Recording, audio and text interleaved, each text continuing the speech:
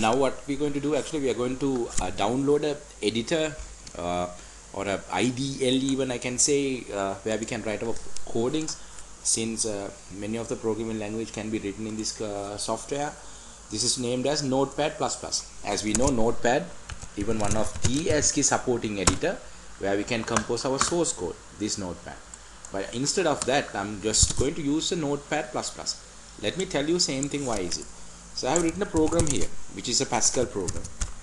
Okay, so if I go to the normal Notepad, you can see there's no color in the normal Notepad, but in Notepad++, certain reserved words and the keywords were highlighted, come from the different colors. Example, these end, begin programs, those are reserved words, so we cannot edit or change the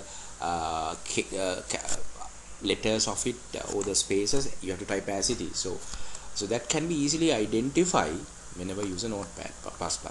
So I recommend, if you are a beginner for programming, so you use Notepad++, and you can understand certain keywords, and at the same time you will refrain making syntax errors.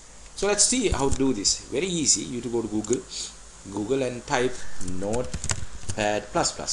When I type Notepad++, you will find the Notepad++ software here. You go to click on this hyperlink and you will see the versions which is available at the moment, and you need to think about a little bit of whether your processor is 32-bit or 64-bit. Let me go to run this time and type dxdiag command, which I am going to check the configuration of my machine. In that, give us a few minutes, I can see whether my processor is 64-bit or 32-bit. So it says 64-bit, and when I say download the latest version, which is 8.5, when I click here, he will show you whether it's a 64-bit version or what, whether you're downloading 64-bit. So I'm going to download this.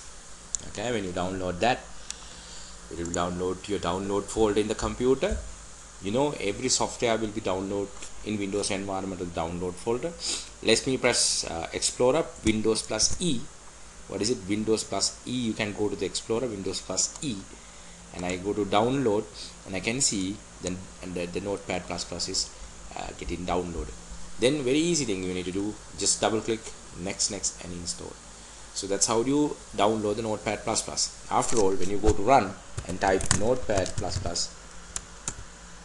okay, Notepad++, so you can see Notepad++ is already installed. So this is how do you do that. Okay.